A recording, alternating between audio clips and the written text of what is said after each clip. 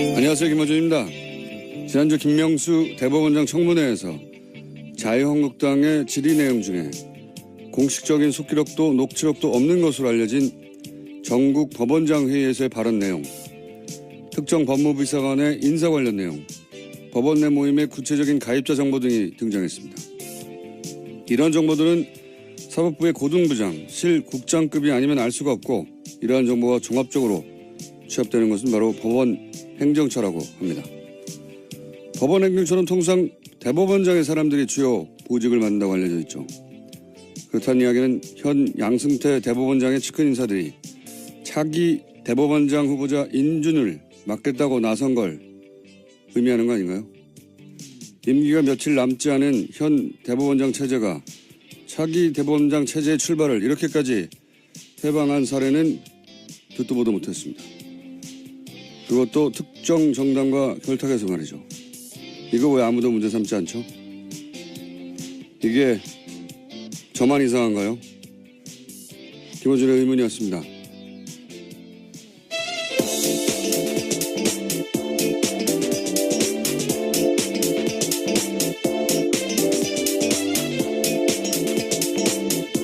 시사인의 김은지입니다.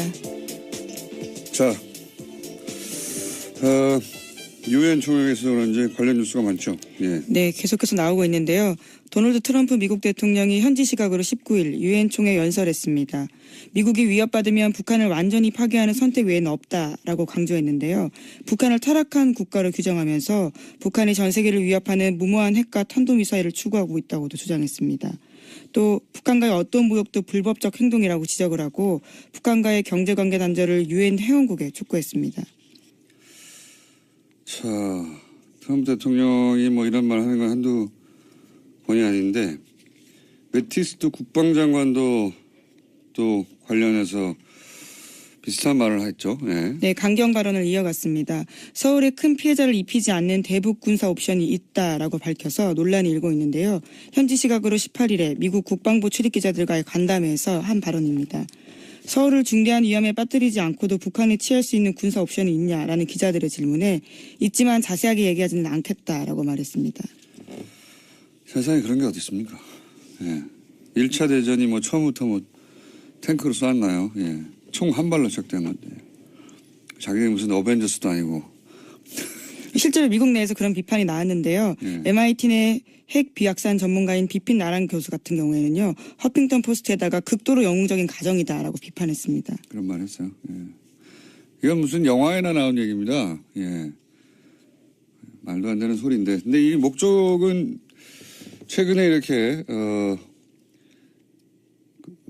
국방장관과 트럼프 대통령 모두 똑같은 메시지를 내는 것은 기본적으로 대중국 압박이라는 얘기를 뭐 국내에서도 하고 미국에서도 하고 다들 얘기를 합니다만, 이 대상이 되는 지역에 살고 있는 우리로서는 굉장히 기분 나쁜 얘기들이죠. 예.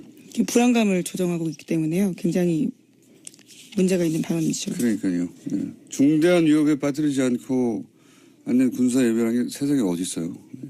총을 한 방만 쏴도 에스컬레이션 되는 것이고, 그리고 중대하다는 게 어느 정도 중대한 겁니까? 한 100만 명 죽으면 괜찮고 50만 명 죽으면 그런 건가요? 예. 우리가 거꾸로 이런 발언 좀 해야 되겠어요.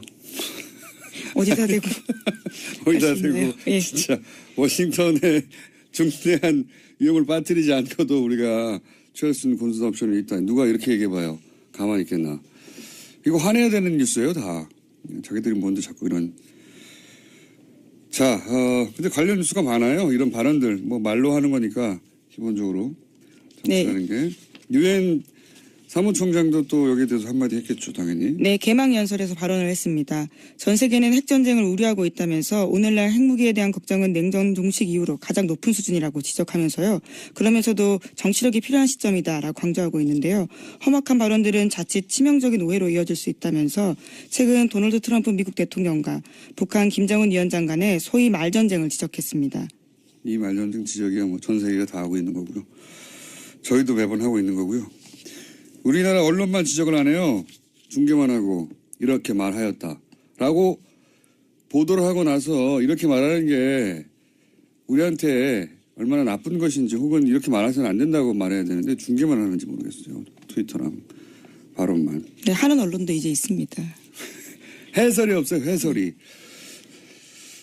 스포츠 중계가 아닌데 언론이 자기 입장을 가지고 그 발언들을 해석하고 비판할 거 비판해야 되는 거 아니겠습니까?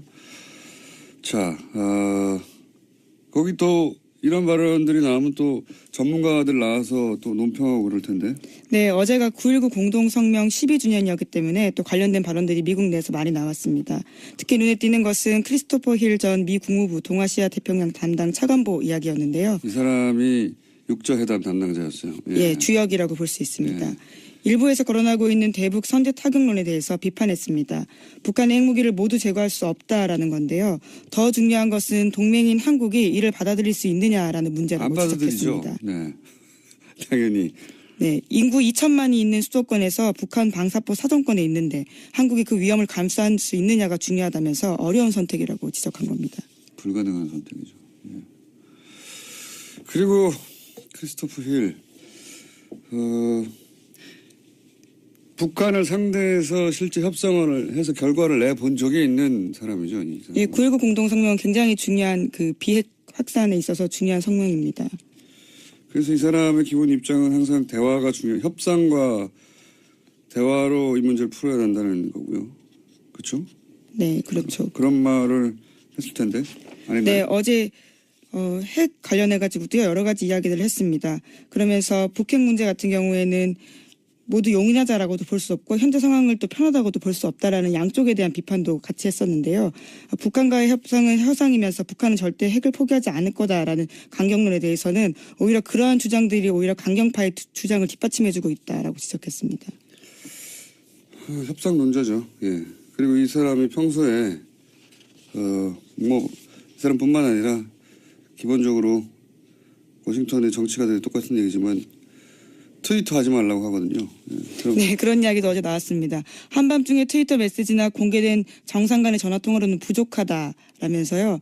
트럼프에 대한 지적도 한 겁니다. 다 트럼프에 대한 지적이에요, 이게. 네, 직접적인 지적이라고 할 수 있죠. 이걸 트위터 좀 하지 말라고. 아주 직접적인 지적이요. 아니 이게 복잡한 외교 문제를 자기 광 파는 거죠, 광. 그걸 트위터로 파는 거죠. 예, 전문용어로 광 판다고 하는데 이렇게까지 자기 광만 파는 대통령은 처음 봤어요, 정말. 자, 그런 이야기들이 오고 갔습니다. 예, 북핵 관련해서 유엔 총회가 있다 보니 다들 한마디씩 하고 있고요. 강경 발언이 있고 그 강경 발언에 대해서 당신이 무슨 어벤져스냐 하는 비판 혹은 뭐 트위터로 되겠느냐 협상해야 한다는 얘기도 있고 문재인 대통령도 거기 가 있는데 관련해서 한 말 없나요? 예, 어제 첫 일정으로 유엔 사무총장을 만났습니다. 거기서 한반도 위기 상황에 대한 설명을 하면서 역할을 요청했는데요. 구테레스 사무총장 같은 경우에는 한반도 문제는 군사적 해법이 아니라 외교적 해법을 통해야 한다면서 자신의 중재는 언제나 활용 가능하다는 메시지를 육자회담 참가국에 보내겠다라고 이야기했습니다. 아니 그러니까 문재인 대통령의 메시지는 없냐 이거죠. 예, 문재인 대통령도 어제 뉴욕에서 동포간담회 했습니다. 그러면서 최근에 한미관계 쟁점 현안에 대해서 이야기했는데 한미의 입장이 완벽하게 같이 갈 수는 없다라고 인정을 하면서도요.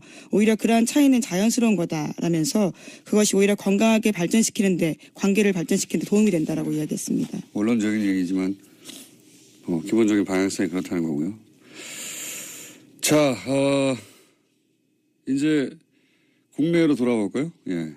국내 뉴스는 어떤 게 있습니까? 네, 계속해서 댓글 사건 전해드리고 있는데요. 이번에는 군 댓글 사건 관련된 소식입니다. 지난 2013년 국군 사이버사령부 심리전단에 댓글 의혹이 일자 국방부가 수사를 착수했었는데요. 하지만 조직적으로 증거인멸을 했습니다. 심리전단에서 컴퓨터 하드디스크를 통째로 지우는 등의 일이 있었는데 그런데 당시에 한 군무원의 컴퓨터는 자료가 삭제되지 않았다라고 합니다. 다른 부대의 교육을 받으러 가 있었기 때문인데 그래서 해당 군무원이 자신의 컴퓨터를 국방부 조사본부에 제출했고 조사본부가 하드디스크를 복사했다고 합니다. 관련해서 청와대에 이러한 보고가 올라갔다라는 증언들이 나왔는데요. 하지만 당시 군에서는 수사 결론을 청와대 등 외부기관은 연관이 없다라고 밝힌 바 있습니다. 이게 SBS 어제 보도인데 사실 포털에서는 묻혔어요. 보니까 굉장히 중요한 보도인데 핵심이 이거죠. 삭제되지 않은 자료가 있었고 그 자료를 조사본부에 제출을 했는데 그 자료 중에는 그 공작 내용이 청와대로 보고된 증거가 있었다는 거죠. 그러니까 청와대에 보고한 증거를 제출을 했음에도 불구하고 군의 수사 결론은 청와대에는 상관이 없다라고 결론을 냈다는 거고, 더욱 중요한 것은 이 김모 씨가 사실은 양심 선언을 하겠다고 하고 나서 보름 후에 죽었다는 겁니다. 교통사고로. 제가 보기엔 이게 매우 의심스럽습니다만, 양심 선언을 하겠다고 했고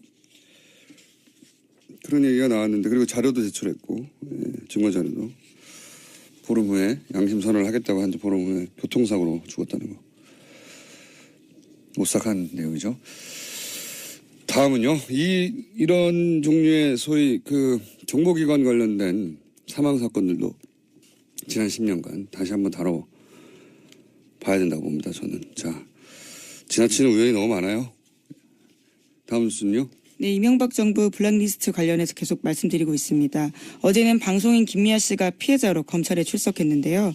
국정원은 2010년에 김 씨를 포용할 수 없는 강성으로 분류하고 퇴출 1순위로 지목했습니다.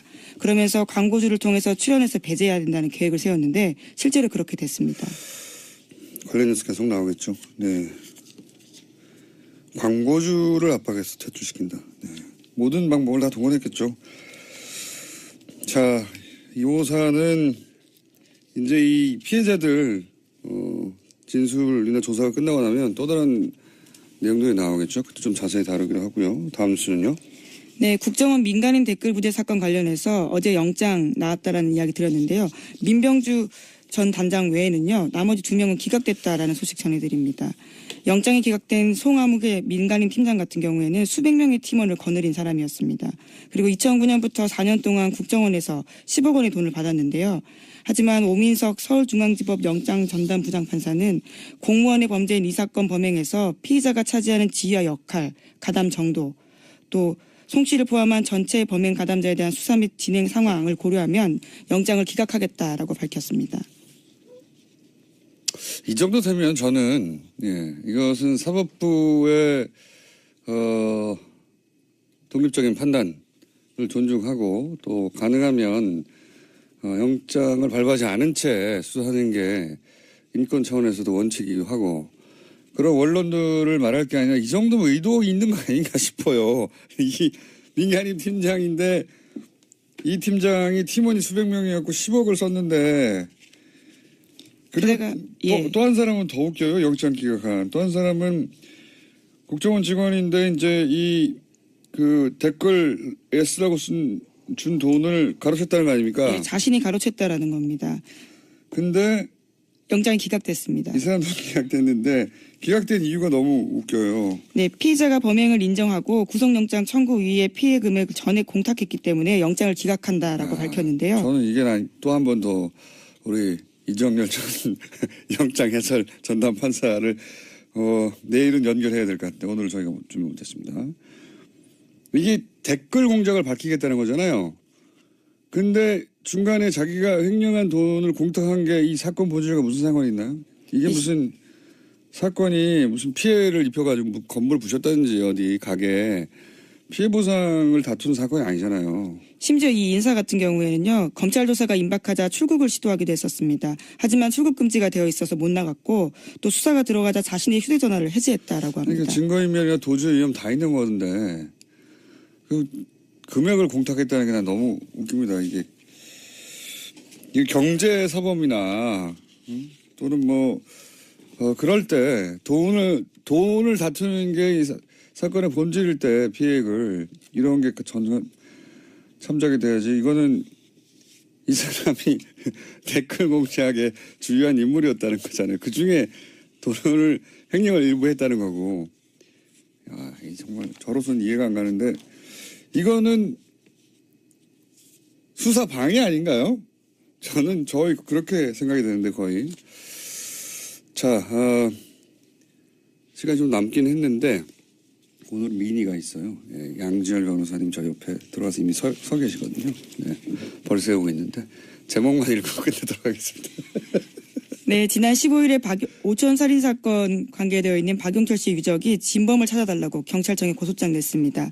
관련해서 김정은 서울경찰청장은 기자간담회에서 사건이 내려오면 광역수사대에 배정하겠다라고 밝혔습니다.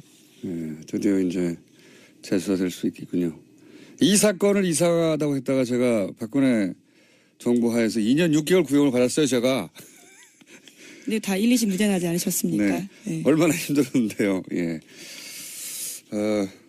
감회가 남다른데 감옥에 보냈기 때문에 굉장히 어려운 사건이죠. 너무 많이 관련자들이 이미 사망했기 때문에 너무 늦었어요. 그 수사가 시작되면 제가 해설할 게 많습니다. 자, 오늘 여기까지 하겠습니다. 시사인의 김은지였습니다. 감사합니다. 옆에 서 있는 양절 변호사님 앉아주세요. 네. 빨리 앉아주시고. 자, 저희가 뭐랄까요. 양절 변호사가 첫 방송 때부터 저하고 굉장히 많은 티키타카를 해서 제가 없을 때 방송도 진행하시잖아요. 예. 그렇게 가까워지면서 저희가 점점점 푸대접을 하고 홀대하면서 잠깐 나오는 건데 전화가 아니라 직접 나와라. 막 5분이면 끝날 것을.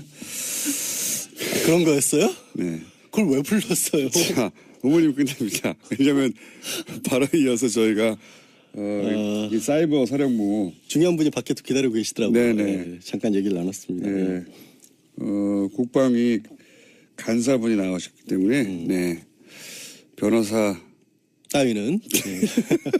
자, 오늘 뭡니까? 알았어. 빨리 시간도 짧은데 그러게 빨리 제목도 읽을까요? 제가 질문도 제가 다 읽으세요. 뭡니까? 오늘 이제 오늘 무슨 이명박 정권을 향해서 네. 이제 어제 박원순 시장이라든가 아니면 방송인 김미아 씨 이런 분들의 고소가 잇따랐지 않습니까? 그분들은 가만히 있기 힘들죠 사실. 아 그렇죠. 사실 본인의 이게 관한 이제 얘기가 짐작만 하는 것과 추정, 짐작, 그리고 그렇게 생각만 하는 것과 문서가 튀어나오는 순간 느끼는 감정은 완전히 달라요. 왜냐하면 이제 그분들이 검찰에 들어가서 봤더니 자기네들을 어떻게 탄압을 해라라고 국정원만이 만들어낸 문건을 봤다는 거죠 눈으로. 자기가 그대로 당했고. 그렇죠. 겪은 일이 그러려니했다가 말씀하신 것처럼 네. 실제로 이게 국정원 지시로 이뤄진 거라면 도저히 가만히 있을 수 없다. 또 박원순 시장 같은 경우는 이미 2013년도에 이른바 이제 박 시장 제안 문건이라는 걸로 고소고발을 했었는데 당시 검찰에서는 그 문건이 폰트가 좀 다르다. 아니 원래 국정원이 사용하던 거랑 이제 그 제보한 분이 밖에 나와서 출력을 하는 바람에 우리 그렇잖아요. 같은 프로그램을 터도 버전에 따라서 조금 달라지잖아요. 아니 그리고 그 폰트가 네. 없을 수도 있어요. 그렇죠. 예. 그러니까 버전에 따라서 달라지니까. 그 컴퓨터 아니 그 버전이 똑같더라도 그 컴퓨터에 맞추는 폰트가 그렇죠. 없을 수도 예. 있으면 대체 폰트를 쓰게 되니까. 그렇죠. 그러니까 그건 다른 문건이다. 확인할 수가 없다 그래서 무혐의 처분을 했는데 이번에 원본을 다 나왔잖아요. 예, 그러니까 박 시장 입장에서 당연히 고소할 수밖에 없죠. 그리고 박원순 시장은 사실 정말 많이 당했어요. 그러니까 시민단체 할 때부터 사실은 당했었으니까.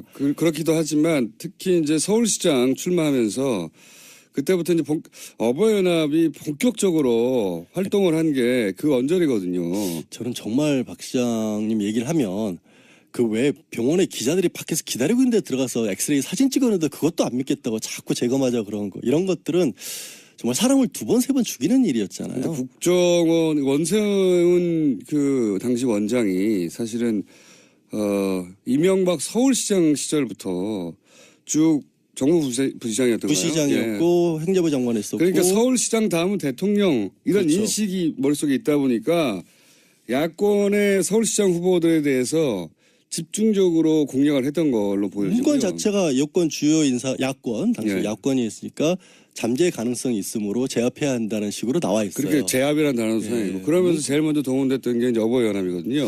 근데 어버이연합, 뭐 엄마부대 이런 데들이 나오죠. 그때는 엄마 부대는 본격적으로 활동하지 않았습니다. 제가 어버이연합의 활동 역사를 아주 자세히 알고 있는데 그때 어버이연합이 그 박원순 시장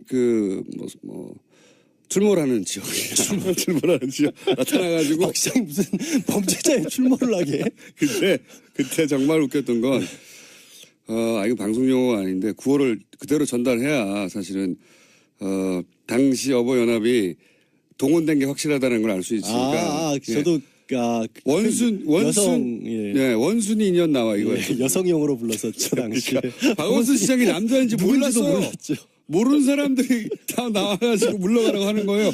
박원순 시장이 네. 남단지도 여단지도 모르는 어버이연합이었어요 그때. 사실 이제 그러니까 저는 동원된 거죠. 엄마부대 얘기를 했던 건 왜 그랬냐면 요즘에 유명해지셨잖아요. 주옥순 엄마부대 대표. 네. 얼마 전에 검찰 소환 조사를 받았는데 본인은 떳떳하다. 왜냐하면 돈 떼먹은 적 없다. 돈 떼먹은 적은 없다.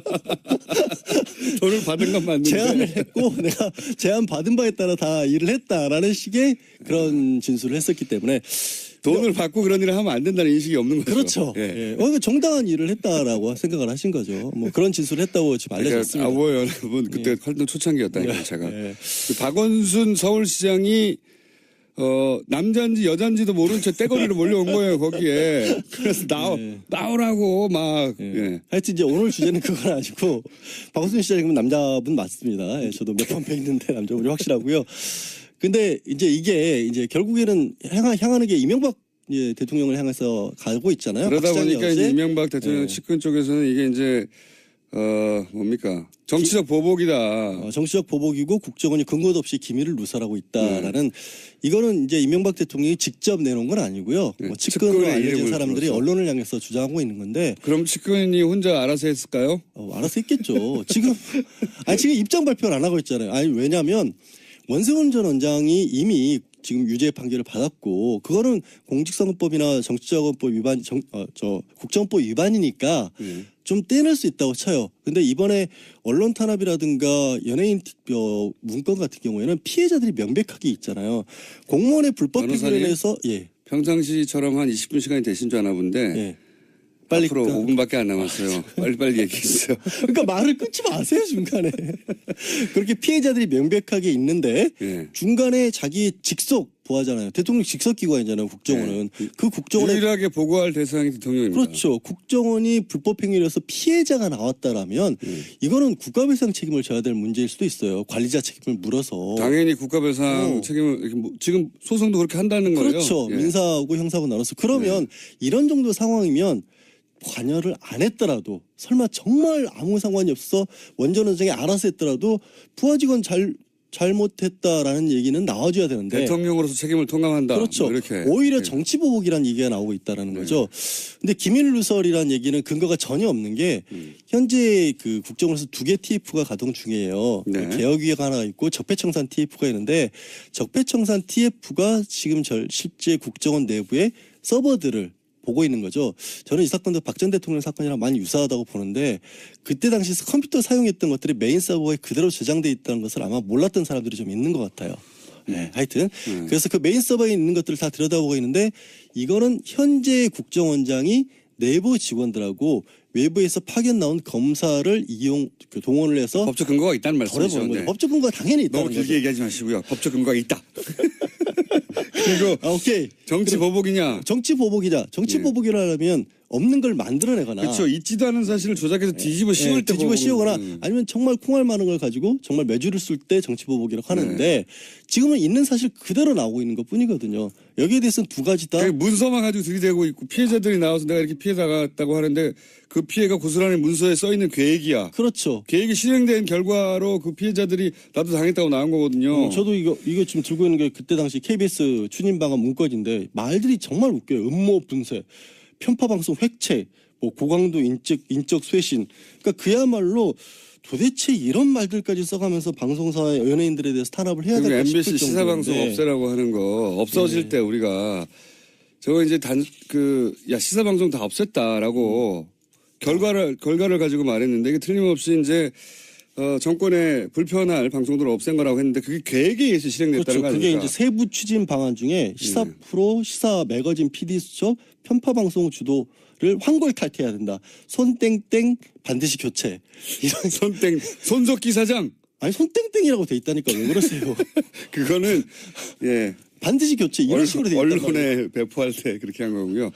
반드시 교체 당했죠. 교체 당했잖아요. 현실로 나왔잖아요. 피해자세요 이분도. 손석기 사장님 고소고발 하십시오. 그러니까 이런 게 이제 남은 건 연결고리를 찾는 건데 원전 원장의 어떤 자백을 받아내거나 아니면 원전 원장이 청와대를 통하는 동안에 청와대 보고가 들어간 건 확실하니까 그 문건을 잡은 청와대 그 보고실 참모들.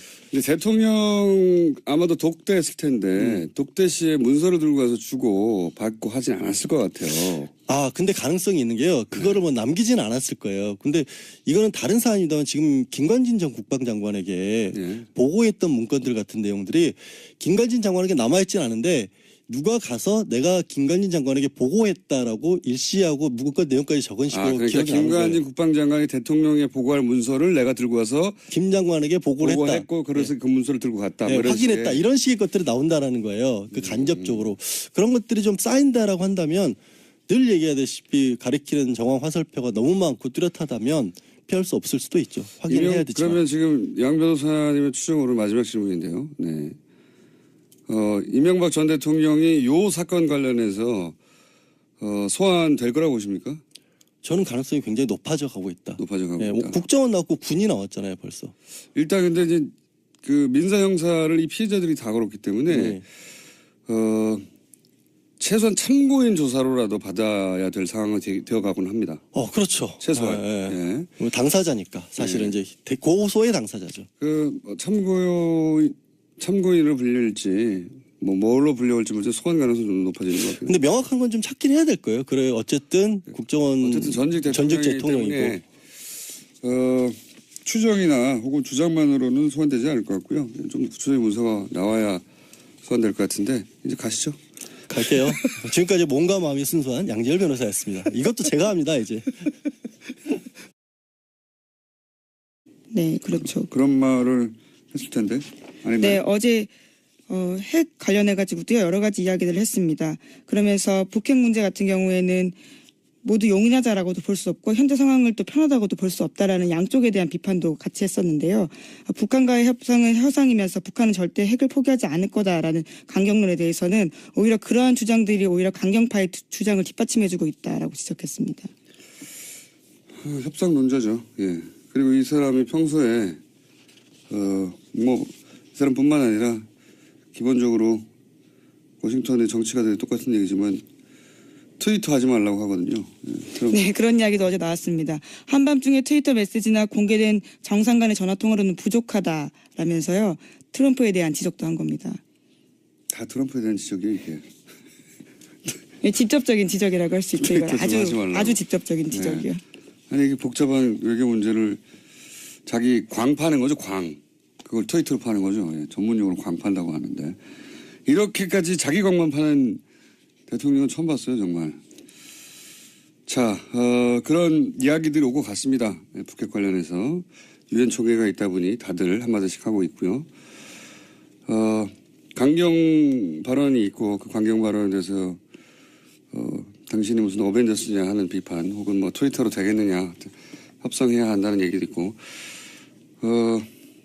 문재인 대통령도 거기 가 있는데 관련해서 한 말 없나요? 예, 어제 첫 일정으로 유엔 나서 이렇게 말하는 게 우리한테 얼마나 나쁜 것인지 혹은 이렇게 말해서는 안 된다고 말해야 되는데 중계만 하는지 모르겠어요. 트위터랑 발언만. 네, 하는 언론도 이제 있습니다. 해설이 없어요. 해설이. 스포츠 중계가 아닌데 언론이 자기 입장을 가지고 그 발언들을 해석하고 비판할 건 비판해야 되는 거 아니겠습니까? 자, 거기 또 이런 발언들이 나오면 또 전문가들 나와서 또 논평하고 그럴 텐데. 네, 어제가 9.19 공동성명 12주년이었기 때문에 또 관련된 발언들이 미국 내에서 많이 나왔습니다.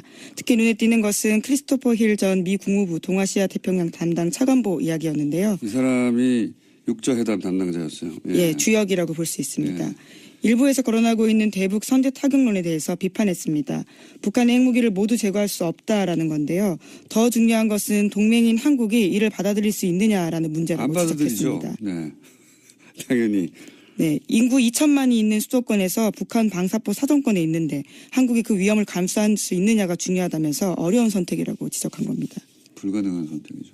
예. 그리고 크리스토프 힐,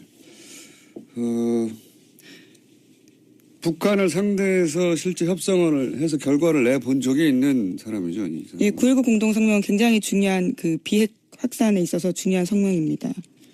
그래서 이 사람의 기본 입장은 항상 대화가 협상과 대화로 이 문제를 풀어야 한다는 거고요. 그렇죠? 유엔 총회 연설했습니다. 미국이 위협받으면 북한을 완전히 파괴하는 선택 외에는 없다라고 강조했는데요. 북한을 타락한 국가로 규정하면서 북한이 전 세계를 위협하는 무모한 핵과 탄도미사일을 추구하고 있다고도 주장했습니다. 또 북한과의 어떤 무역도 불법적 행동이라고 지적을 하고 북한과의 경제관계 단절을 유엔 회원국에 촉구했습니다. 자, 트럼프 대통령이 뭐 이런 말 하는 건 한두 번이 아닌데 매티스 국방장관도 또 관련해서 비슷한 말을 했죠. 네. 네, 강경 발언을 이어갔습니다. 서울에 큰 피해자를 입히지 않는 대북 군사 옵션이 있다라고 밝혀서 논란이 일고 있는데요. 현지 시각으로 18일에 미국 국방부 출입기자들과의 간담회에서 한 발언입니다.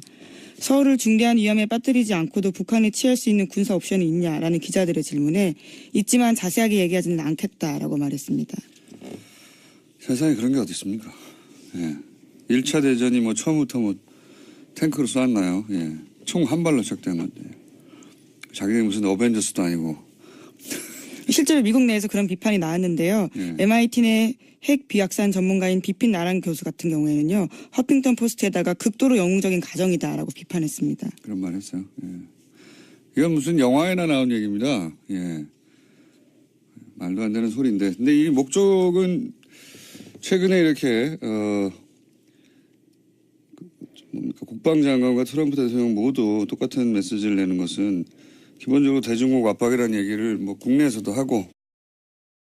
안녕하세요, 김어준입니다. 지난주 김명수 대법원장 청문회에서 자유한국당의 질의 내용 중에 공식적인 속기록도 녹취록도 없는 것으로 알려진 전국 법원장 회의에서의 발언 내용, 특정 법무부비서관의 인사 관련 내용, 법원 내 모임의 구체적인 가입자 정보 등이 등장했습니다. 이런 정보들은 사법부의 고등부장, 실국장급이 아니면 알 수가 없고 이러한 정보가 종합적으로 취합되는 것은 바로 법원 행정처라고 합니다. 법원 행정처는 통상 대법원장의 사람들이 주요 보직을 맡는다고 알려져 있죠. 그렇다는 이야기는 현 양승태 대법원장의 측근 인사들이 차기 대법원장 후보자 인준을 맡겠다고 나선 걸 의미하는 거 아닌가요? 임기가 며칠 남지 않은 현 대법원장 체제가 차기 대법원장 체제의 출발을 이렇게까지 해방한 사례는 듣도 보도 못했습니다. 그것도 특정 정당과 결탁해서 말이죠. 이거 왜 아무도 문제 삼지 않죠? 이게 저만 이상한가요? 김어준의 의문이었습니다.